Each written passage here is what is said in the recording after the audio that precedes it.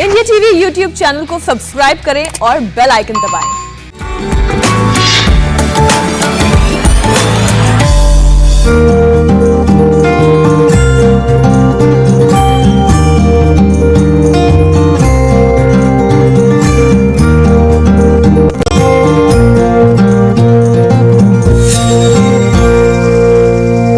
नमस्कार, आपके साथ मैं हूं ज्योत्सना पाटनी।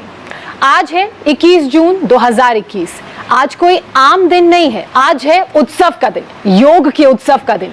उस योग के उत्सव का दिन जिसको भारत ने विश्व में एक पहचान दिलाई और अब भारत के साथ साथ पूरी दुनिया आज के दिन को अंतर्राष्ट्रीय योग दिवस के रूप में मना रही है। योग का हमारे जीवन में महत्व क्या है, हमारे शारीरिक मानसिक स्वास्थ्य को कैसे योग एक साथ रखता है, और जो इस बार की 7वें अंतर्राष्ट्रीय योगा दिवस की थीम है योगा फॉर वेलनेस, योगा आपके स्वास्थ्य के लिए, वो किस लिहाज से जरूरी है, उस दिशा में क्या क्या कार्य किए गए और कैसे इस दिन को इतना महत्वपूर्ण बनाया गया कि हर एक व्यक्ति अपने जीवन में योग की महत्वता के बारे में बात करे। और कोरोना काल में योग की महत्वता और ज्यादा बढ़ गई। कैसे योग ने बहुत सारे लोगों को नया जीवन प्रदान किया, कैसे योग ने लोगों को कोरोना से रिकवर होने में ताकत दी और कैसे योग ने लोगों को कोरोना से बचाया, उन सभी पहलुओं पर हम आज विस्तार से बात करेंगे। और इस पर बात करने के लिए मेरे साथ इस वक्त मौजूद हैं किरण रिजिजू सर। आपका बहुत स्वागत है। भारत सरकार में आप खेल मंत्रालय, अहम मंत्रालय की जिम्मेदारी संभालते हैं, आयुष मंत्रालय की जिम्मेदारी भी आपके पास है, यूथ अफेयर्स भी आप देखते हैं, इतने सारे मंत्रालय आप देखते हैं, इतना बिजी शेड्यूल आपका रहता है। इतने बिजी शेड्यूल में आप वर्कआउट के लिए कैसे टाइम निकालते हैं? देखिए, बहुत बिजी बोल के ऐसे कोई चीज़ नहीं होते हैं। इंसान का ज़िंदगी में काम तो सबका होता ही है, चाहे वो मंत्री हो चाहे वो संतरी हो, सबका काम बराबर होते हैं। सिर्फ नेचर वर्क जो है वो अलग अलग होता है। तो मैं अपना काम भी करता हूँ, लेकिन जब मौका मिलता है तो एक्सरसाइज करना, योग करना, फिटनेस के लिए बाकी जो एक्टिविटीज़ करना, इसके लिए समय निकालना पड़ता है। तो समय मतलब क्या है? ये है टाइम मैनेजमेंट। तो टाइम मैनेज कर लेते हैं तो हम काम करते हैं, फुर्ती से काम करते हैं। फुर्तीला होना चाहिए किसी भी काम में। आपकी फुर्ती हमने देखी है, बहुत सारे वीडियोस जो इंटरनेट सोशल मीडिया पर वायरल होते हैं जहां आप पुशअप लगाते हैं। तो ये आपके लिए फिटनेस की मोटिवेशन आपको कहां से मिली? कौन आपको मोटिवेट करता है? देखिए, मोटिवेट तो अपने आप भी कर सकते हैं और किसी और से भी मोटिवेशन हो जाते हैं। कई ऐसे लोग हैं जिसके ज़िंदगी से आप देख करके प्रेरणा मिलती है, और कभी ऐसे रहते हैं आप दूसरे को भी प्रेरणा दे सकते हैं। मैं अपने आप में ऐसे काम करता हूँ जो मुझे भी अच्छा लगे और लोगों को भी अच्छा लगे। इसलिए फिटनेस एक मंत्र है। योग के माध्यम से, एक्सरसाइज के माध्यम से शरीर को तंदुरुस्त रखना, ये तो सबको मालूम है कि अत्यंत आवश्यकता है, और इसमें लेज़ी बिल्कुल नहीं होना चाहिए। अब लेज़ी हो गया तो फिर आपका जिंदगी बोरिंग हो जाएगा। बिल्कुल, मतलब आप ये कह रहे हैं कि काम तो करना ही है, उसके साथ एक डिसिप्लिन और डेडिकेशन होना बहुत जरूरी है। अच्छा किरण जी, आपका दिन कैसे शुरू होता है? आप कितने घंटे वर्कआउट करते हैं? कौन कौन सी एक्सरसाइज आप करते हैं? ये सब वो बातें हैं जो आमतौर पर हम किसी मंत्री से पूछ नहीं पाते, क्योंकि मुझे मौका लगा है और मुझे लगता है कि जो देश की जनता है वो जानना चाहती है कि जो हमारे भारत सरकार में देश के खेल मंत्री हैं उनका दिन कैसे शुरू होता है, वो अपने आप को फिट रखने के लिए, चुस्त दुरुस्त रखने के लिए कौन कौन सी एक्सरसाइजेस करते हैं? देखिए, मेरा बहुत ज़्यादा फिक्स टाइम टेबल ऐसा होता नहीं है, और ये संभव भी नहीं है। कभी हम 4 बजे उठ जाते हैं, 5:30 का फ्लाइट पकड़ के चलना पड़ता है, कभी रात को 2 बजे घर लौटते हैं। तो हम लोगों का ज़िंदगी जो है किसी एक समय या एक जगह बांध के रखने का संभावना ही नहीं है। तो इसलिए मैं जैसे कहा कि जहाँ वक्त मिला, जहाँ आपका सिचुएशन आपके साथ में है, तो उस बीच में आपको टाइम निकालना पड़ेगा। तो मेरे लिए कोई फिक्स टाइम नहीं, लेकिन जहाँ भी हो किसी प्रकार से मैं अपने एक्सरसाइज के लिए, फिटनेस के लिए टाइम निकलता हूँ। जैसे कि मैं किसी गांव में गया तो मैं गाड़ी से नहीं चलता हूँ, मैं गाड़ी रोक देता हूँ, पैदल चलता हूँ। जहाँ मौका मिला साइकिलिंग कर लिया, और यहाँ घर में सुबह वॉक करने का टाइम मिल गया तो वॉक कर लिया।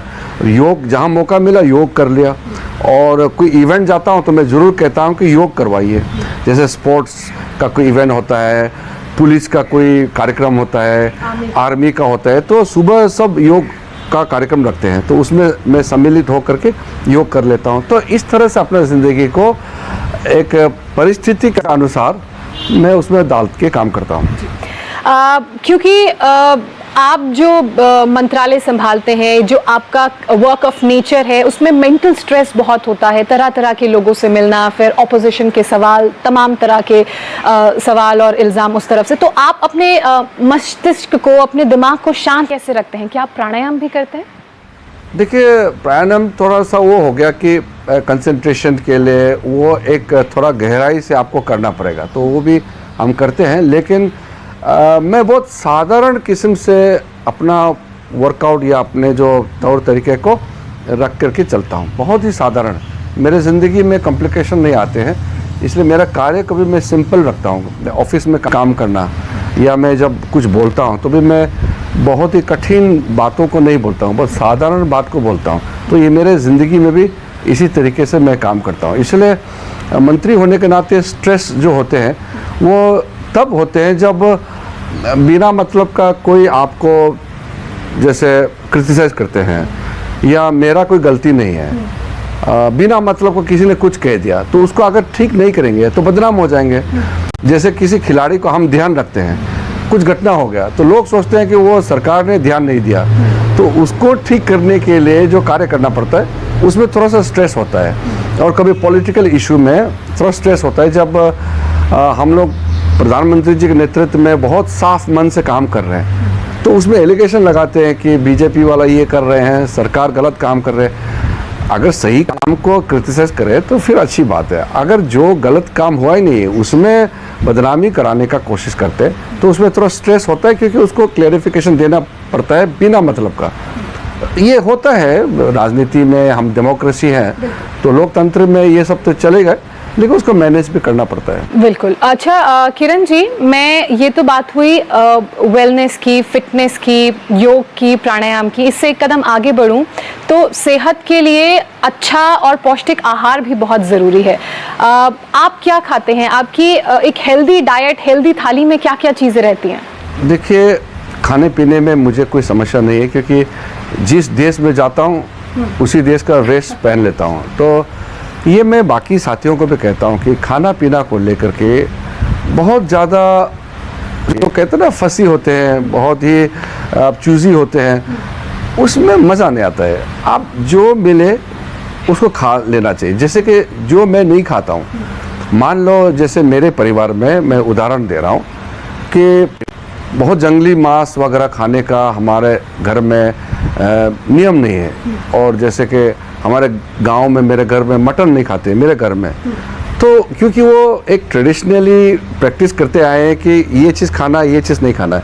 तो जो चीज़ हम नहीं खाते हैं उसको छोड़ के बाकी चीज़ जो भी मिले वो खाते हैं।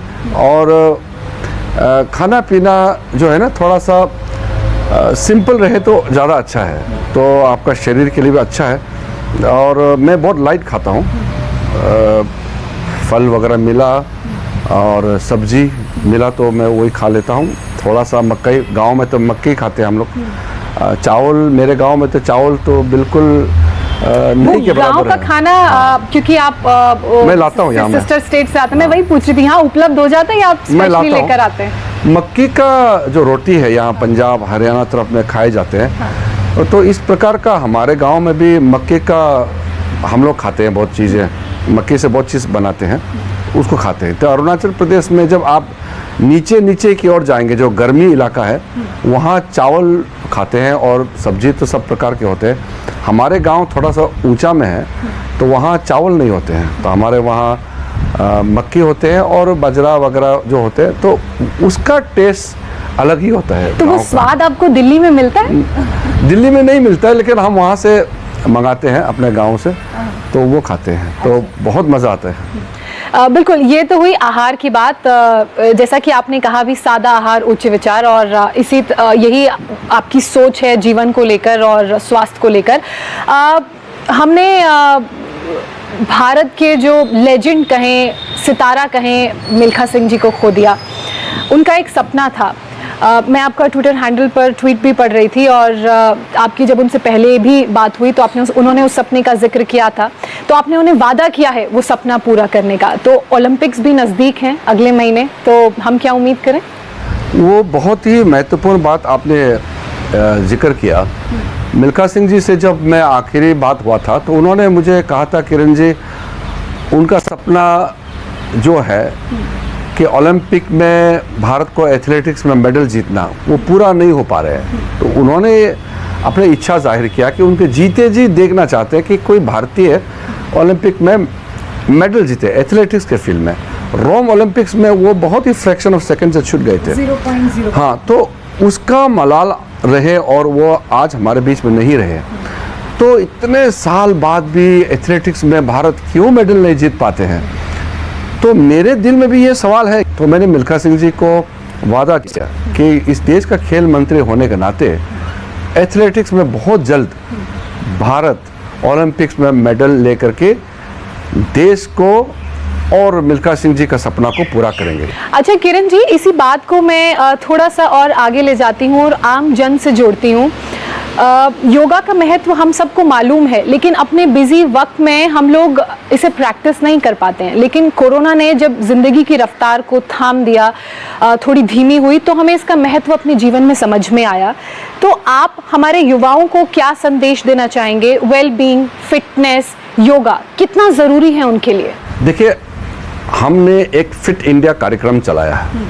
आदरणीय प्रधानमंत्री जी के निर्देश पर एक फिटनेस कल्चर को देश में जागरूक करने के लिए फिट इंडिया मूवमेंट चलाया, जो एक रफ्तार पकड़ रहे हैं। दूसरी तरफ योगा फॉर ऑल, ये योगासन जो अलग अलग फॉर्म्स है योग के, और योगासन, क्योंकि योगासन को हमने खेल का दर्जा भी दे दिया, तो योगासन भी एक कॉम्पिटिटिव स्पोर्ट्स हो चुके हैं, उसको आगे ले जाएंगे। उसके साथ साथ इस साल का जो इंटरनेशनल डे ऑफ योगा का थीम है, आप वेलनेस के लिए, योगा फॉर वेलबींग, आपका शरीर को अच्छा करने के लिए योग करो। तो योगा फॉर वेलबींग, ये थीम लेकर के हम जा रहे हैं। तो जो ओवरऑल कैंपेन है, ये देश को फिट बनाएगा। अगर देश फिट नहीं होगा, यानी कि देश में रहने वाला अगर फिट नहीं है, तो देश मजबूत नहीं हो सकते हैं। इसलिए fit India for a prosperous India, ये डायरेक्टली जुड़े हुए हैं। हाँ, तो इसलिए मैं तो हमेशा ये कहता हूँ कि अब देश बदल रहा है और न्यू इंडिया का आदरणीय प्रधानमंत्री जी ने जो स्लोगन लगाया है, न्यू इंडिया इसी से बनेगा, जोश के साथ। बिल्कुल।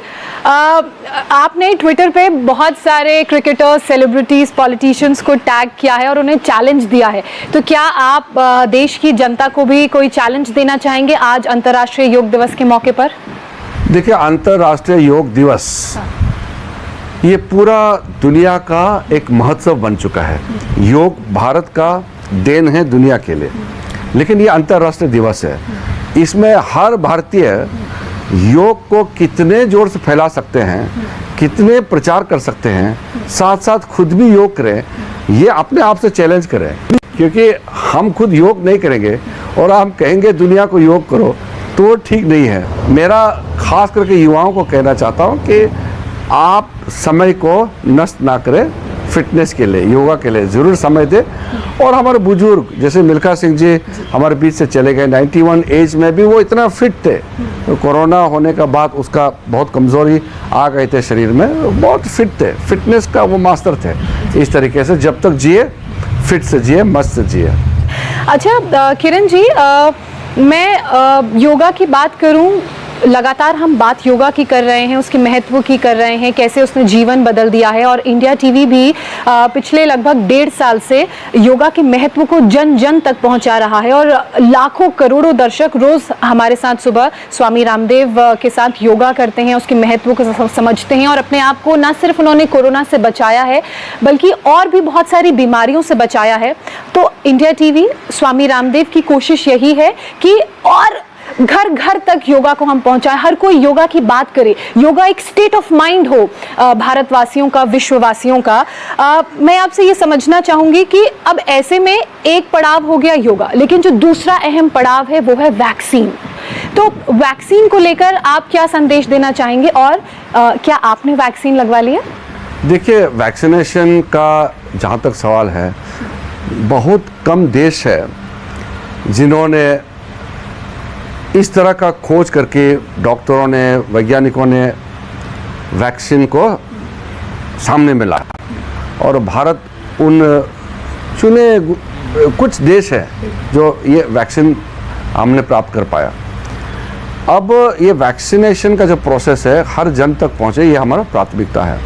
आदरणीय नरेंद्र मोदी जी ने जो साइंटिस्ट, डॉक्टर्स, एक्सपर्ट्स के साथ लगातार तालमेल करके वैक्सीनेशन के प्रोसेस को स्पीड करना एक तरफ है, दूसरा तरफ उसका प्रोडक्शन, मैन्युफैक्चरिंग, ये जो है वो भी तो उतना ही ज़रूरी है, नहीं तो आप वैक्सीनेशन प्रोसेस नहीं कर पाएंगे। तो दोनों को एक समन्वय करते हुए सारा देश में एक जो अभियान चलाया उसको लेकर के मैं कहना चाहता हूँ कि कोई भ्रम फैलाते हैं उस पर मत रहिए। वैक्सीन के बाद भी वर्कआउट कर सकते हैं? हाँ, वैक्सीन क्या है, वैक्सीन तो कोई बहुत ज़्यादा उससे कष्ट देने वाला तो है नहीं, इसलिए आप चिंता मत कीजिए। और सबको भी मैं बताता हूँ चिंता नहीं करना है, वैक्सीनेशन करके फिटनेस को भी आप मेंटेन कीजिए, वैक्सीनेशन से कोई तकलीफ नहीं होगा। जी, इसी के साथ मैं समाप्ति की ओर बढ़ रही हूँ और जाते जाते अंतर्राष्ट्रीय योग दिवस पर आप देशवासियों को क्या संदेश देना चाहेंगे? अंतर्राष्ट्रीय योग दिवस में मैं पूरे भारतवर्ष के हमारे नागरिक हैं और देश दुनिया में जितने भी लोग योग कर रहे हैं आप सबको बधाई देना चाहता हूँ अंतर्राष्ट्रीय योग दिवस के लिए, और आपके ज़िंदगी में खुशहाली हो, यही शुभकामनाएं दे करके हम सब मिलकर के योग को सेलिब्रेट करें। बहुत शुक्रिया किरण जी हमसे बात करने के लिए। तो किरण रिजिजू को आपने सुना, साफ तौर पर उनका यही कहना है कि ये सब बहाने हैं कि आप अपने बिजी शेड्यूल में अपने लिए वक्त नहीं निकाल पाते हैं। अगर आपके मन में इच्छा होगी, संकल्प होगा और वो डिसिप्लिन और डेडिकेशन होगा तो आप कितना ही बिजी शेड्यूल क्यों ना आपका हो, भले ही मंत्री जी की तरह बिजी शेड्यूल क्यों ना आपका हो, आप अपने लिए, अपनी फिटनेस के लिए, अपने वेलबींग के लिए, अपने लिए वक्त जरूर निकाल पाएंगे। और इसी संदेश के साथ इंडिया टीवी भी लगातार 1.5 साल से यही कोशिश कर रहा है कि आप लोग तंदुरुस्त रहें, अपने घरों में योग को अपनाएं और अंतर्राष्ट्रीय योग दिवस सिर्फ एक दिन का दिवस नहीं है बल्कि इसको लाइफ टाइम अपने जीवन का हिस्सा बनाएं। कैमरामैन बलराम के साथ ज्योत्सना पाटनी, इंडिया टीवी।